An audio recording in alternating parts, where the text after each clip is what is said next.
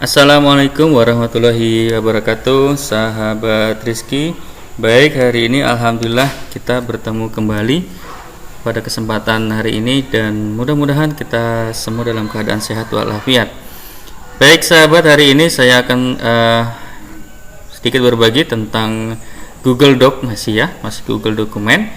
Jadi hari ini saya akan berbagi bagaimana caranya kita membuat publish web hanya menggunakan Google Dokumen.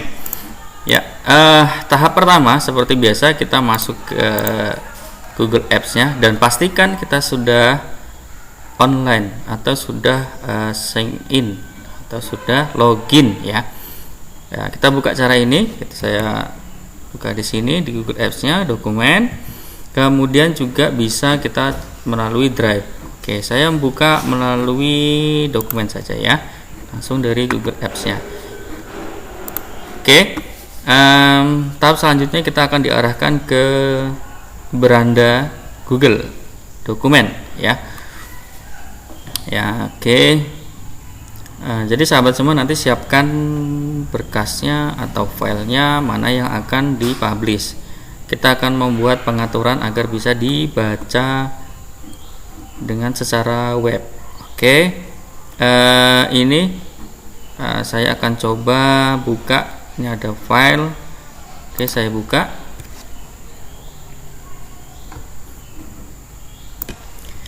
Ini tampilan dari dokumen saya seperti ini ya sahabat. Langkah selanjutnya bagaimana? Yang seperti biasa saya sampaikan, pastikan dokumen ini dalam bentuk Google Dokumen. Jadi bukan file Word ya. Jadi kalau file Word nanti kita akan kesulitan karena ibaratnya kita ganti rumah nanti kan gitu. Oke, saya biar agak besar sedikit. Oke, saya reset. Kemudian kita akan diarahkan ke file. Saya akan file ya, kita file kemudian sahabat semua. Oke, saya ulangi. Kita ke file ya, ke file. Kemudian kita cari di bawah, scroll di bawah ini ada namanya publikasi web. Ini seperti ini ya. Jadi kita akan mempublikasikan ke website. Oke, kita klik. Oke, kita diarahkan ke menu publikasi web. Seperti ini sahabat semua tampilannya. Kemudian kita cek di sini ada tautan dan sematkan apa embednya ya. Kemudian ada publikasi dan konten yang dipublikasi. Nah, di sini kita klik dulu ya, kita klik. Kemudian kita lihat di sini ada batasi akses ya atau tidak ya. Kalau saya sarankan jangan dibatasi akses. Jadi ketika nanti ada orang yang akan membaca tulisan kita, tidak berbatas hanya menggunakan akun organisasi atau akun pribadi. Jadi ini centangnya dihilangkan saja.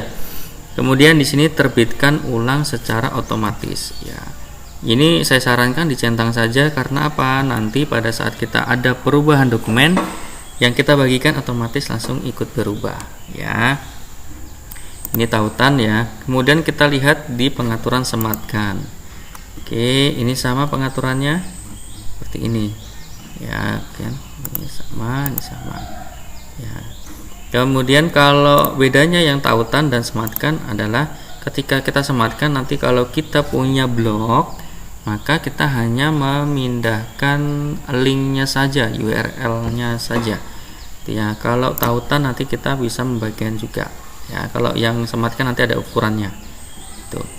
Oke, setelah kita selesai semua, kemudian jangan lupa, sahabat semua jangan lupa untuk memberi judulnya. Nanti ketika kita bagikan ke orang lain atau user lain, kita belum ngasih judul ya, jadi tidak akan muncul nanti lucu ya.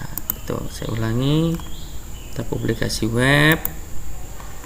Kemudian tadi pengaturan sudah, sekarang saya akan tautkan ke publikasi. Nah, di sini akan ada tulisan apakah Anda yakin? Kalau yakin klik OK, kalau tidak di cancel saja. Saya klik OK. Nah, jadi sahabat semua akan diarahkan ini, ada namanya URL-nya ya. URL-nya seperti ini. Oke. Kemudian yang disematkan pun sama, namun hanya saja kalau yang disematkan dia ada ukurannya. Ini nanti ada ukurannya di frame ya, di embed ya, embednya kalau di blog atau website kita gitu. Nah, saya akan membagikan yang ini di user lain ya.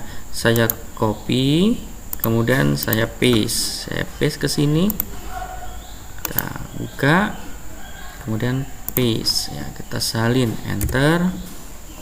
Bagaimana tampilannya kita lihat ya, tampilannya seperti ini. Oke, jadi kita tidak perlu lagi masuk dalam bentuk dokumen ya, jadi sudah seperti website, dan ini lebih aman saya rasa ya sahabat semua, saya rasa seperti ini. Jadi tidak bisa diotak-atik lagi ya, dimutahiran secara otomatis setiap 5 menit ya. Seperti kalau Microsoft Word juga sama, setiap 5 menit dia akan diperbarui otomatis ya, pengaturannya seperti itu. Nah, enaknya kalau di Google kita online ya, jadi online, ketika online kita langsung otomatis terbaharui. Nah, ini judulnya pembelajaran tatap muka terbatas, penting untuk tekan dampak sosial negatif. Nah, apabila Bapak Ibu sebagai guru itu pun bisa menggunakan cara ini. Jadi siswa tinggal lihat link ini saja, membaca, dan tanpa mau otak-atik yang lainnya. Sangat mudah sekali sahabat semua.